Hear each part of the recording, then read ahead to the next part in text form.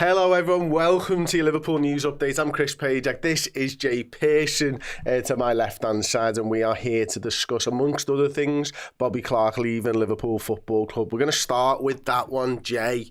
Bobby Clark and the under-21 exodus in potential. I've got a tweet on my screen right now from Jack Lusby of This Is Anfield. This was from last night. Actually, it said, no Doak, Gordon, Morton, Pitaluga, Scanlon, Beck, Bajcetic, McConnell or Blair. Blair, I think now is going out, isn't he, to Portsmouth by the looks of things. All expected to leave by next Friday, which is mental. So I wanted to talk about the under-21s as a whole, and then we'll talk about the Bobby Clark stuff as well, because that's a lot of names and a lot of business that could potentially be getting done here. Now, if Doak, Gordon, Morton, Pitaluga, Scanlon, Beck, Bajcetic, McConnell and Blair, plus Clark, all leave the football club, you'd imagine... It feels to me like Liverpool are trying to get some money in. Yeah. For the interest? Or are they going to buy a player with the money? Because Carvalho's gone out, Jay. Yeah. Sepp Vandenberg looks like he's going to be going out in the next few days. Bobby Clark's gone out. Why are they holding on to this money? It's a strange one, isn't it? Considering they haven't got PSR issues, but these feel like PSR transfers. They do. It's weird, and it really makes the Carabao Cup run last year even more iconic now. Like, they're all held in high regard because they've all left. Well, most of them have. It's weird. Hopefully, they are generating interest. They are going to use this money for something, because Lord knows we do need to be bringing bodies in, especially for letting these types of players go. You know, there are certain elements to Bobby Clark's contract and the deal which we'll go into, but it's a really strange one considering how much the club held a lot of these players in high regard last year. Obviously, new manager, the structure's changed. They've obviously been observing certain players in different ways, but it's a strange one to do this so late in the window, considering reinforcements for those players have not been brought in yet. If starting 11 squad players, and a lot of those players, as you know, aren't going to be playing first team football. And a lot of them might go out on loan and stuff. So we'll move on to the Bobby Clark stuff. Paul Joyce tweeted just after 11 a.m. Liverpool confirmed departure of Bobby Clark to RB Salzburg for package up to £10 million. In addition, there is a 17.5% sell-on, and the club has secured a match right agreement. For anybody who doesn't know what a match right agreement is, if somebody, for example, bids £20 million for Bobby Clark, then we get to be able to match that bid of £20 million, although we'd have a reduction of 17.5% because of the sell-on clause, so we'd pay slightly less than that. It seems like smart business, but... And this is someone who we valued at 12 million. Salzburg came in at £6 million. Obviously, put yourself in Bobby Clark's shoes. Does this feel like a good move for him? I think so. I think that the player has real belief in his confidence, especially to make this type of move. I always respect the player who goes abroad at such a young age because he knows it. He knows he's good at footy. He knows he's got the ability to play in that Salzburg side, but he's also going with a comfort blanket of Pep, where he knows that, right, I'm playing under someone who I've played under for many years. You see my development. So I think he's got the confidence level, but he knows that he can do the job. I mean, we saw just before we came on air that he's been given the number 10 shirt. So that says a lot in itself. But I think it's a good move for him because he can always use it as a level up. Like we said before, he's not going to be playing regular first team football at Liverpool every week in, week out. He'll get the cups. He might get the odd substitute appearance. But I think the way his development's been over the last 18 months, the way Klopp's used him quite a bit, and he sort of got the bug for it. I mean, he'll have the bug for it anyway, playing footy, but he knows now he can do it against some of the best players in the world. He's played some top players over the last 18 months, so I think it's good for him. It's good for him in terms of confidence level, but also the clause that's in there shows that the club still want to keep an eye on him. Yeah, keep an eye on him or profit from his eventual sale to RB Leipzig, which is probably the most likely. And then we might buy him back then. And then what they'll do is they'll buy him for a really small fee, so that our 17.5% is worth absolutely nothing. Yeah. And then RB Leipzig sell him for loads of dough and we get absolutely nothing. It should have had like the second stage of contract. You can't sell him to Leipzig for cheap, lads. No. And then we get a sell-on fee after that. But I don't know if that's even a thing in football. But it is a good position for him, I think, as well, because you're going into a family of football clubs. That's a terrible word for football clubs. I think so. I think Red Bulls ran quite well. You could call it that. Yeah, but they'll certainly call it that on their HR stuff. Well, they will. We're a family. Yeah, we're an inclusive family of football clubs. With Red Bull, everyone gets their wings. Yeah. Oh, that was terrible. That was. I'm sorry. Classic Jay. We love the dad jokes. Classic Jay. Yeah, well, yeah. all right, yeah. We'll the two people who are involved in Redmen who love dad jokes. It's definitely me and it's definitely you.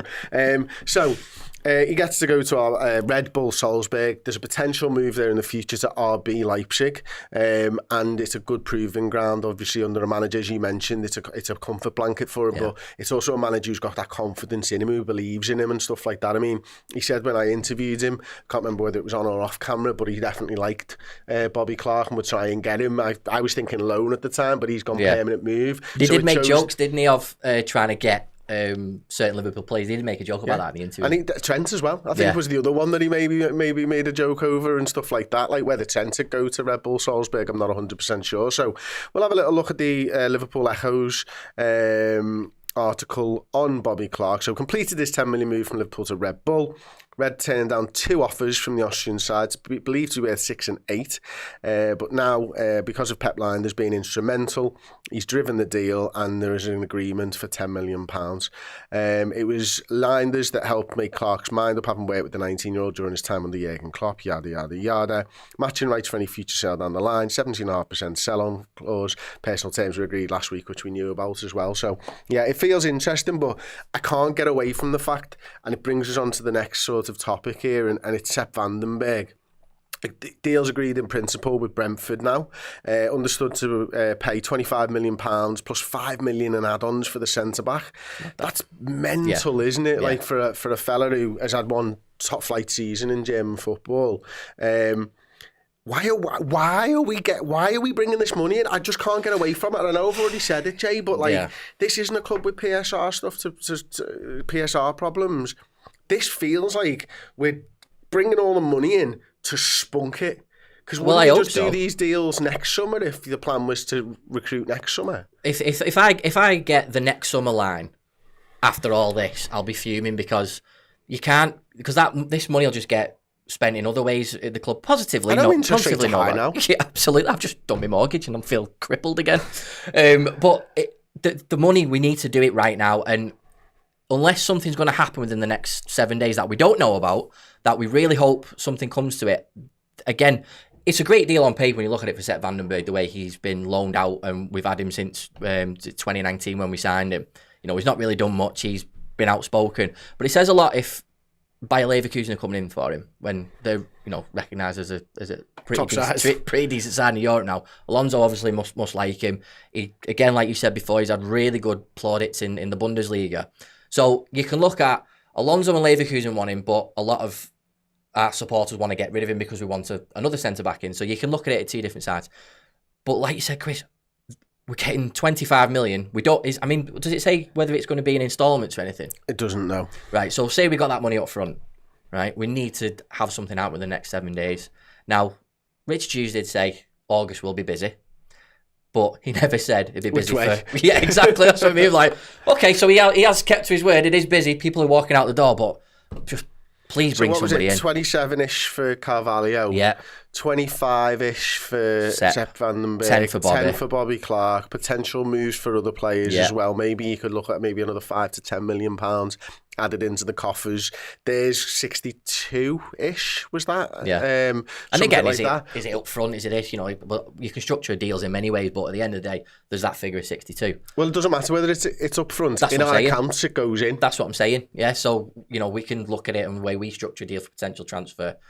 But please just spend the money.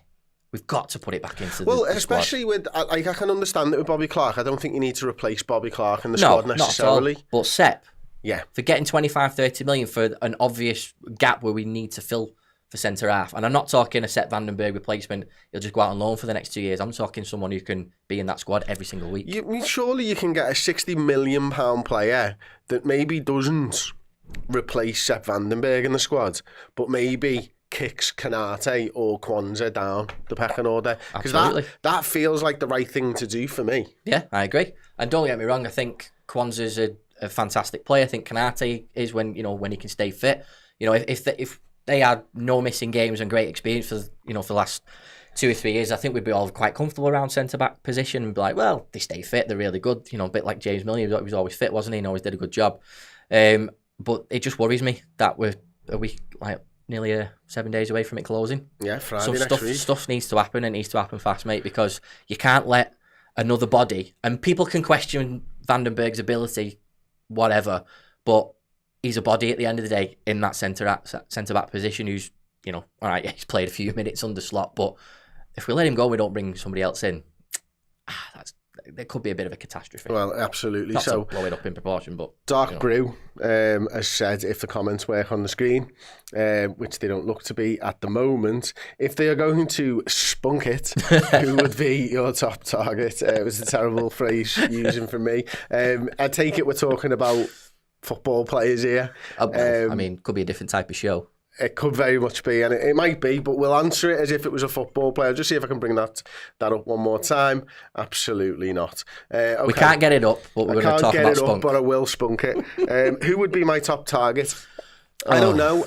Like, all for the last maybe season, maybe the last year or so, I've pretty much thought about this left-sided centre-half who can play left-back, and I think everybody's thought of that as well. I haven't watched the pre-season friendlies in the first game of the season. I get that. I haven't got as much as a hard-on for it anymore. Yeah. Because it looks to me like our fullbacks are fullbacks. And if you look at where the crosses that Andy Robertson made in that first game came from, they were very much by the penalty area of the opposition. So I still wouldn't mind a left-sided centre-half who comes in and gets a bit of game time until Virgil hangs up his boots by playing left-back and left-sided centre-half. But I think if we're looking for the long-term replacement for Robertson, then I think the long-term replacement for Robertson for me now is a left-back. Yeah. So if they can fill in, sounds.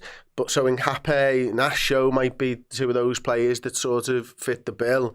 But I would personally strengthen with a centre-back who can play on the right-hand side now, because Kwanzaa can play on the left-hand side. We've seen that before. Kanate has his injury problems. I'd be looking for a first-teamer, not someone who's going to get a few games when Virgil sits out and a few games when Robertson or Simakan sit out. I think we just get a first-teamer. I don't know how you feel about that. Well, looking to replace Virg at some point down the line, yeah. I think we have got a plan for that in the future. Not to play devil's advocate though, I'm more for the here and now. I think Virg is that much of a machine. He can go on for a lot longer than probably what people are giving him credit for. Not saying that you're not. There's a lot of people that have said, you know, he's slowing down or he's doing this, he's doing that. I thought Virg had a really, really good season last year. I thought he was we're getting back to his best. So for me, it's sort of like looking for that partner for Virg. He can sort of just fill that gap with the Kwanzaa. Like I said, I don't want to read too much into him being substituted at the weekend, because I really, really rate Joel Kwanzaa. I'm not going to looking too much into it, but I like the way Slot dealt with that. But it's the Kanate situation where we all thought Kanate was going to be the partner for Van Dijk going forward. And yeah, that is naturally the selection on paper with Matip gone now. That is the natural selection of number 4 and number 5. But he can't stay fit, bless him. And we need someone who's a bit more reliable than that. So I'm of a mind to think of the opposite side of it at the minute. Right. Yeah. That's what I said? No, I mean to sort of like the left-hand side of it. Oh, right, okay. So just to keep that balance a little bit. I don't understand what you mean. So you've got Virgil to play the left and you want someone for the left to back up Virgil? Sorry, for the right, yeah, for the right. For the right, okay. That's what I said. I said the right as well. Sorry, mate, yeah, but what I meant was playing devil's advocate is not sort of finding the replacement for him as well. Because I don't... That's what I meant, sorry, mate. I think Kwanzaa's the replacement for Virgil. That's my thinking. Yeah. In my head. How long have we got to wait till he hits his... Well, do you know what I mean? And that's what... I want to win now. Yeah. You know what I mean? I don't want to be sitting on the sidelines of watching the teams win trophies. I want to win now. So I'd rather have this money spent on someone who can just come in. Exactly. We're in agreement there. We are in agreement. We didn't know. But we are. But we get there. Because that's the thing. I think both of us, ultimately, when it comes down to it, layman's terms, want to win now. How'd you do that? Well, you can't get better than Virgil van Dijk. I don't think you can get better than Andy Robertson. I don't think you can really get better than Trent Alexander-Arnold. That leaves one space in the defence to get better now. Yeah. In terms of the midfield, I think everybody knows where we lie. We want a deep lying playmaker of some description. Personally, right-hand side forward who can play across the front three would be perfect for me. Or a forward who can play on the right-hand side, a la Anthony Gordon or something like that. So, yeah, it's interesting. Just to wrap up on the Sepp Vandenberg stuff. PC's Vol, I don't even know what to say, is volley. What? Zwoli. Will be getting money from the deal to Sepp Vandenberg, so it won't be quite as much as the 25.3. I think they get £4.4 million from it because of their sell-on clause. It will actually make him their biggest ever sale because they got like 1.5 for him and 4.4 this time around. Puts him at like 5.9, game of football, which is mental for them. But fair play to them, so that's pretty cool. I'm good on him as well, obviously, because he's had a good season in the Bundesliga, so he's driven his price up, which, fair play to him. Absolutely. Raven431 says yesterday's stream ignored the whole chat. Yesterday's stream is yesterday's stream, though, isn't it? Well, has anybody put any names in the chat for centre backs? Have they said anything that they'd probably, but I can't see. No, actually, no, they haven't. I wouldn't be surprised if Liverpool did go back in for someone like an Inacio or Hincapié or something like that. In fact, there's a rumour this morning from Philip Hines, who works at Sky Germany, that says, once again confirmed, Liverpool continue to have interest in Leipzig's defender Mo Simakan. It is not advanced or concrete, but Simakan is still on Liverpool's list. Juventus also keeping an eye on the Frenchman. Simakan is not unhappy in Leipzig, however, the Frenchman is open to the next step. There was generally a lot of interest from Europe, but no one's been concrete so far. For me, that's just another bloody name. Go on, sorry. Well, it is another bloody name. You're absolutely spot on. But it would fall in line with our looking for someone to play the right-hand side of the centre-backs. Yeah, it would. I'm not going to pretend I know too much about him because I don't. But I think it's just with Liverpool and transfer window, when they know that they're looking for a certain type of position, there's just name after name gets thrown out. And it wouldn't surprise me if certain clubs or certain agents throw names out there to get their player some interest, you know. So it wouldn't surprise me if that's the case with this one. I'd need something a lot more concrete than that. I'm all for, I love it when we get linked with like a player that's played in the Premier League, like Gay. I think with Premier League experience, but obviously it comes with a massive price increase as well. The UK tax, as it were. For me, I like Gay in a defensive sort of sense, but I'm not I don't think he's a massive upgrade on any of them progressing the ball forwards. I think that's what Slot's probably looking for. Yeah. I can't speak to what Simakan's like in that regard personally, because I haven't watched them enough to be able to, but like I can understand why Inacio or Hincapié are being talked about. I don't think that the defender that maybe, and obviously they play on a different side as well, I don't think that the defender that Canate is, but if it is about holding the ball, keeping the ball, progressing the ball, then those type of defenders do make sense to me. What in that situation then? I mean, because am I right in thinking that Van Dijk's naturally left-footed, isn't he? Like prefers to... Van Dijk? Yeah. No, he's right-footed. No, but because he can play with his left, can't he? No, but he's right-footed. But what if we switch them? Let's do that. Let's switch him. Let's put Van Dijk on left and bring in that right. Let's just test him. Let's see how it works. Okay. See, funny, like we did I did a deep dive with Josh the other week actually, and he'd suggested switching Van Dijk to the right. Right. Because, and this I think makes perfect sense, by the way, you putting your best defender behind Trent or by Trent, so that when he does go bit forwards, you got a one-on-one with Van Dijk. Yeah. Doesn't that just sound like... Yeah, absolutely. Perfect. Yeah, just switch it over. And then you've got that balance of what we were playing when we were playing Devil's Advocate before. Yeah. There might be a whole world of centre-backs we can look at then. Then that's it, like, isn't it? So yeah, the Inacio and the Hincapié stuff would look right. Whether Virgil van Dijk would like to move at this stage of his career, I'm not 100% sure. It's one of the things when you get older, right? All right. So, right, Rooney, go on. You've played up front. Now you can just move back into midfield. And when they used to do that with players, they just start moving them back. Virgil, we're going to swap the sides, and then we're going to move you towards Trent. Well, Alan Smith did that as well, didn't he? Did, yeah. He went to centre midfield for them. There's quite a few that have done that in the day. I'll have to wrap my brain with them now. Yeah, Giggsy went to centre midfield as well. Giggsy. Okay, so I'm going to look a little bit at Mohamed Simakan then, over on the old FB ref. So is Mohamed Simakan a mix of Salah and Tsimikas? Is that like a hybrid? Salah and it looks like it, yeah, why not? Yeah. Except his surname doesn't begin with a T. But his wages are 38 grand a week, expires in June 2027. Contract looks about right there. Probably double his money and still not be too big a deal for us. 24 years old. Contract does end in 2 years' time as well, which means the transfer fee won't be so huge. 6'1.5". You could question whether you think that's big enough. The stats, though, they make for really interesting reading to me, because this is against big 5 leagues, and in terms of him getting forwards, which is goals and assists. For some reason, he's really up there, which is good. Progressive carries is really good. I suppose that would be a liken to Calafiori, because he does a lot of progressive carries. Progressive passes are pretty decent. Progressive passes received is incredible for a centre-half. I mean, that's wild. And the defensive stats, who knows, because, defenders are... in good teams, don't really show up. But it makes for good reading, Chris. It does make for good reading. Make for good reading. So if that ends up becoming a bit more concrete, then great. But everyone, I can look good on paper as well.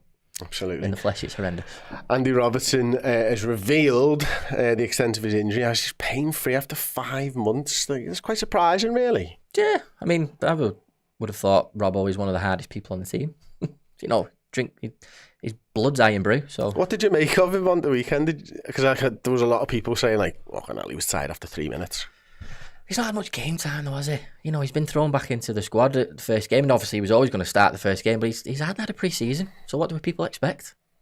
I still think you start him every week. Yeah, albeit he had injuries last year, and a lot of people were questioning in terms of the performances in and out of the season last year, but I'd just give it another few weeks. Let's just see. Because he just needs game time, in my opinion. He said that himself, after the game, didn't he? He said, I was knackered at the end of the game, but it's not surprising.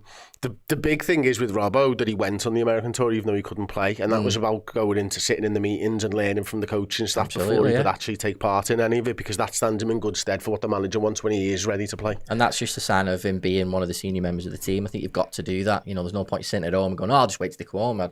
But it's showing that willing. I mean, he might have been forced, you never know. But I think Andy Robertson's character, he definitely wanted to be there with the squad. But let's just give it a few weeks and we'll see what happens. Danny up the Reds with the worst comment on the stream. Thank you very much, Danny. Robbo is Turkish League level now. That's a shocker, mate. An absolute shocker. He's so much better than that. So much better than the Turkish League. Definitely. I still think, there's been a few radio shows recently that have done like a best 11 of the Premier League, and they keep saying when Andy Robbo's fully fit, it's Andy Robbo. And that's from neutrals, not from Liverpool fans. So I think, given the fact that a lot of people online were giving Robertson a lot of crap last year because he'd had a certain bad game, but he's been that consistent for years, he's allowed it. But let's see. Yeah. Let give him a few months and let's just see. We might need to have a replacement left back. We've got a plan for the future, of course, but we also, I still think Robbo is definitely not Turkish League. Thanks, Danny. We've got a comment from A. Karen as well, which is, I think Robbo is finished now. He just looks tired. I'm shocked that you guys have given up on Andy Robertson already, to be honest with you. I am. Don't get me wrong. He needs to have a competition for his place, of course. Simakan can come in, but we need to look at left back eventually. I don't think it's as desperate a position as what we need for a DM or centre back. But that's the shocking about Robertson. I love Andy. This is mental. Honestly, I am absolutely shocked. Yeah. Two people. There we go. Finally, Curtis Adams. Nah, correct. Robbo is a fighter, and we need those. I like it. I like that as well. Oh, and yes, I'm doubling down. That's mental. Yeah. But then again, says Robbo can't even put a decent cross in. Oh my days! I think like I said, when Liverpool have a bad couple of years, and it's the whole squad, someone has to be the scapegoat. Someone has to be. It might be Andy Robertson in a minute. It'll be somebody else come September, October, November. There'll be a different one every couple of months. But I think Robertson has given us so much that he deserves to have a little bit of, if he does have a bad game, just let him off. Mm-hmm. And that's not saying let him off in, well, of course, if they have like several bad games, then you take him out the bloody squad. But Robbo's game has changed a lot since Sadio left. And that's what people need to remember. His game has had to change because of Sadio. Because they had such a good partnership down that left-hand side. And we've not had that same player where them two were just in sync. So it has affected Robbo's game. But he's played with, I'll play devil's advocate here, he's played with Diaz a lot. Yeah, Should have got that understanding by now, right? Absolutely. But Diaz also plays a completely different way to Mane in terms of, I don't think he hugs the touchline as much, and there's those different types of abilities and yeah, it is different, but I just think we need to give Robertson a little bit of a break, maybe. Yeah, I don't absolutely. John Berners, this Robbo slander is absolute shite. I completely agree. Completely agree. We're going to move on then to the last story of the day, and it is around Liverpool's forgotten Jurgen Klopp documentary. Remember that last season? We were going to get a wonderful farewell documentary as Liverpool lifted the Premier League as well as the Carabao Cup and the Europa League. Brilliant. And it kind of went to shit. Yeah, a little bit. Thanks, yeah, Everton. It fucking collapsed, didn't it? But yeah, I hope whoever's editing it, and I'm speaking from an editor's perspective, whoever's edited this documentary, I hope you've spun it in the most romantic way of between a man and a love for a city and a club that he's done over the past decade, because there's no way. It's a shame because that it'll just get slandered. The doc's going to get slandered, but they spent a fortune on it, so it needs to get released. But I just hope it's spun in that way, because it's going to be hard enough to follow that, and a lot of people will feel like it'll sting a little bit because we were right up there. But I'm hoping, like you, that it's spun in that romantic way, but it brings you closer to it. Yeah. And hopefully it doesn't get aired for another year. So hopefully Liverpool have won a trophy on the new guy. According to that article, if you scroll down that article, it does say this month. Oh, that's not long enough for me. No. I need a bit longer because I'm not ready to go back there yet. It's not fair on Arne Slot either. You're bringing out a documentary about the old manager. It's the wrong time. If you're going to do it, you should have done it over the summer. Yeah. I mean, they probably delayed it because of obviously how crap it ended. But yeah, it's throwing more Klopp stuff out there. I think, you know, the journalists now, they don't ask about Klopp in press conference to Slot because it's not fair anymore. This is a little bit unfair. If it comes out this month, I'm like you. I hope it does get delayed until maybe 2025. But yeah, I've looked at these sports documentaries over the years where you look at like what Amazon did and All or Nothing with City and Spurs, and you know there's a really good one with the Toronto Maple Leafs as well. Mm-hmm. They are done really well. I think because our one, the being Liverpool Channel 5 one, was so bad. So bad. I've never known anything so bad in my life. I've watched it again recently just because I knew this was coming out. I was like, do you know what? I'm going to have a look at the 3 envelopes again. You know, just so much of it was bad, but we were bad as well, so it's even worse to be looked at. They can be done well, and I do like all access stuff now. I think this is what the type of content what everybody likes. I certainly do. I certainly wanted to see more of this sort of stuff. But anything where you can see behind the scenes. Love behind the scenes stuff. Love it. You know, it's when they did the documentary when we won the league, and they were interviewed in the pre-season of 2020-21. It was good. It was nice to see, and you want to see the Klopp being followed into his office and talking about what he does, and we'll probably see another side of Klopp, but let's just make sure it's done right, mate. Yeah, absolutely. You know? So the Athletic are reporting that Amazon are now in talks to purchase the documentary among other streaming platforms. Amazon obviously have done a lot of decent sporting documentaries as well. So yeah, we'll see where that one goes. What's everyone else think? No one really asked about that. I think we're still talking about FSG, although Sean Granger is talking about his lunch, which was a tuna crunch roll, flaming hot crisps and Redmen TV on. Quality daytime TV. That's right, mate. We're better than Trisha. Loose men talking. Loose men? Football. I like that. Yeah, I like it. Is Trisha even on anymore? It's not, is it? No idea. Show my age there, lad. Anyway, Loose men. Daytime TV for me was Cheers when I was a student. What a show that was. Glorious. Yeah. And daytime TV reminds me of going to the doctors. You know, you get a midday doctor's appointment and then all's at home's under the hammer and shit like that. But absolute shit. Well, you know, Loose Men, it's even better, isn't it? Yeah. So, ask him about Thiago. Oh, do you know what? Charles, why is Pajak defending? Sorry, are you listening? Can you tell me when I've defended FSG? He hasn't mentioned him at all. In fact, at the top of the show, when we were counting up how much money we had, we were actually saying, let's hope it gets spent. He's not mentioned FSG at all. I haven't mentioned him. Why? This is the thing that fucking annoys me, right? And that Thiago comment as well, asking him about Thiago. Oh, yeah, brilliant. Oh, is that one from a few years ago? Yeah. Oh, Jesus. In 2-minute clip of a 10-minute conversation of... Yeah. Oh. So, Charles, watch the video, listen to the video, and then when you've listened to it, delete your fucking comment, mate. It's as simple as that. It's just fucking stupid. It's just copy and pasted, isn't it? All right, I've got that in my notes app. I'll just put that in the believe that you've got an opinion about something without watching the fucking videos. When did I defend FSG?